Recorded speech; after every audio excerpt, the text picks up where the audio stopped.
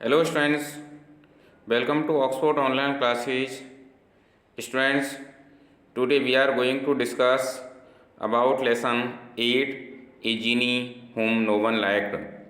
एक जिन्न जिसे कोई भी पसंद नहीं करता, पार्ट सेकंड। स्टूडेंट्स, आज हम क्लास 5th का लेसन 8 पार्ट सेकंड करने जा रहे हैं, जिसमें हमने इसका पार्ट फर्स्ट पहले ही कर लिया था। पार्ट सेकंड को हम रीड करने जा रहे हैं। देखते हैं students. One day, a lonely boy named Pankaj found the lamp. He heard. One day, एक दिन a lonely boy named Pankaj found the lamp.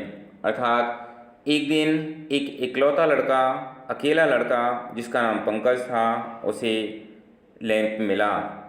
One day, a lonely boy named Pankaj found the lamp. एक दिन पंकज नाम के लड़के को, पंकज नाम के अकेले लड़के को लैंप मिला। He heard the sad cries of genie. He heard the sad cries of genie. उसने एक जिन्न की दुख भरी आवाज़ को सुना, उसकी चिल्लाने की आवाज़ को सुना, उसके दुख या कराहने की आवाज़ को सुना। He heard the sad cries of genie. उसने एक जिन्न की आहा या दुख भरी आवाज़ को सुना। So he decided to try to become his friend. इसलिए उसने उसका मित्र बनने का निश्चय किया। अर्थात पंकज ने जिन्न का, अर्थात उसे ऐसा लगा कि जिन्न जो था वह बहुत दुखी था, इसलिए उसने उस जिन्न का मित्र बनने का निश्चय किया। So he decided to try to become his friend. अर्थात उसने उस जिन्न जो था उसका मित्र बनने की कोशिश की। So he decided to try to become his friend. इसलिए उसने उसका मित्र बनने की कोशिश की। The wish he asked to be granted was to be able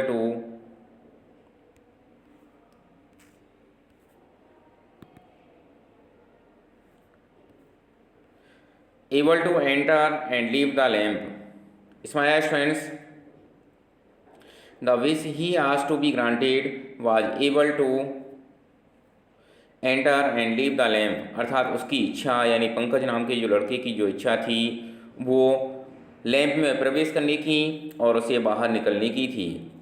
अर्थात पंकज नाम के लड़के की इच्छा लैंप में प्रवेश करने की थी और उससे बाहर निकलने की थी। The genie was very happy to grant this wish. अर्थात जीनी उसकी इच्छा को जानकर बहुत खुश हुआ। The genie was happy to grant this wish. अर्थात इस इच्छा को कि वह पंकज उस लैंप में प्रवेश करना चाहता था और उसे बाहर निकलना चाहता था, इस बात को जानकर जिन्न बहुत खुश हुआ। As soon as Pankaj entered the lamp he could see what the genie's problem was. जैसे ही पंकज ने लैंप में प्रवेश किया, as soon as Pankaj entered the lamp, जैसे ही पंकज ने लैम्प में प्रवेश किया, he could see what the genie's problem was. तो उसने he could see what the genie's problem was, तो वह जान सका कि वास्तव में जिन्न की क्या प्रॉब्लम थी। जैसे ही पंकज ने लैम्प में प्रवेश किया तो लैम्प में प्रवेश करके वह जान पाया कि जीनी की क्या समस्या थी। It wasn't that he was a bad genie. ऐसा नहीं था कि वह एक बेकार जिन्न था। It wasn't that he was a bad genie. ऐसा नहीं था कि वह एक बेकार जिन्न था। It was just that he was untidy. लेकिन ऐसा था कि वह गंदा रहता था। अनटाइडी में साफ सुथरा नहीं रहता था। It was that he was untidy. यह ऐसा था कि वह साफ सुथरा नहीं रहता था। In the lamp everything was thrown all over the place, whether it's be jewellery, books, watts और कैमल्स। अर्थात लैंप में जो भी चीज़ें थी सभी इधर उधर तितर बितर पड़ी हुई थी, कोई अपनी प्रॉपर प्लेस पर नहीं रखी हुई थी। इन the lamp everything was throne all over the place. Lamp के अंदर सभी चीज़ें इधर उधर बिखरी हुई पड़ी हुई थी। वेदर इट बी ज्वेलरी, या फिर कोई आभूषण हों या पुस्तकें हों या नावें हों या कोई ऊँट हों, अर्थात सभी इधर उधर तितर बितर पड़े हुए थे, वो अपने प्रॉपर प्लेस पर नहीं थे। It was clear that the place had not been clean for years. इस बात से स्पष्ट था कि वह जो स्थान था काफ़ी दिनों से साफ नहीं किया गया था। इस बात से प्रतीत होता था कि वह स्थान जो था काफ़ी दिनों से उसे साफ नहीं किया गया था। Pick up anything and a cloud of dust would fly up, किसी भी चीज़ को अगर हम उठाएं तो उसके साथ में धूल दूसरे सभी चीज़ें धूल धूसर हो रही थी। स्वयं जिस चीज़ को भी उठाते तो उठाने के साथ साथ एक धूल का बहुत बड़ा बादल या धूल उसमें से उड़ने लग जाती। एक बार फिर से देखते हैं students. One day A lonely boy named Pankaj found the lamp, एक दिन एक अकेला लड़का था पंकज, उसको वह जो लैम्प था वह मिला।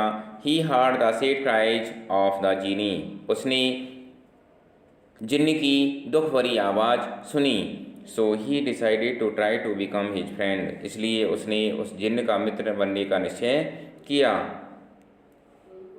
नेक्स्ट आया friend, the wish he asked to be granted was to be able to enter and leave the lamp, अर्थात उसने जो इच्छा जाहिर की, पंकज ने जो इच्छा जाहिर की वह बताई थी कि वह उस लैम्प में प्रवेश करना चाहता था और उसे बाहर भी निकलना चाहता था।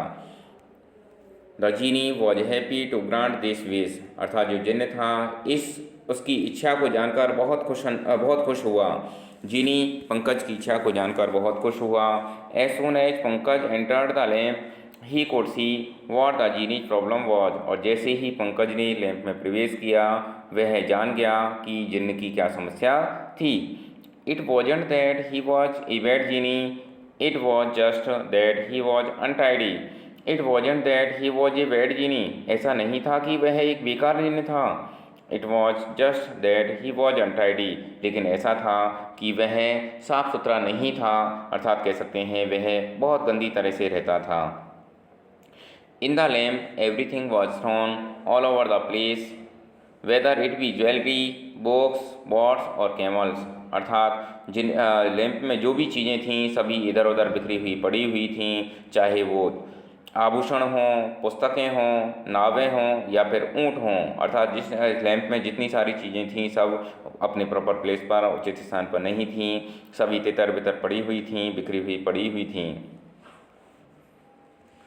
It was clear that the place had not been clean for years, इससे यह स्पष्ट होता था कि वह स्थान काफ़ी दिनों से साफ नहीं किया गया था। It was clear that the place had not been clean for years, इस बात से स्पष्ट पता लगता था कि वह स्थान काफ़ी दिनों से साफ नहीं किया गया था। Pick up anything and a cloud of dust would fly up, अर्थात किसी भी चीज़ को उठाओ तो एक धूल का एक गुबार उठने लगता, अर्थात उसमें से धूल उड़ने लगती, अर्थात सभी चीज़ें धूल धूसर हो रही थीं। जिसको भी टच करते या जिसको उठाते तो उसके साथ धूल उड़ने लग जाती। फ्रेंड्स, यह है इसका पार्ट सेकंड कंप्लीट हो गया है। इसका पार्ट थर्ड हम अगली वीडियो में देखेंगे। आई होप यह वीडियो आपको अच्छी लगी होगी, आपको समझ में भी आया होगा। आओ मिलते हैं अगली वीडियो में, तब तक के लिए थैंक यू।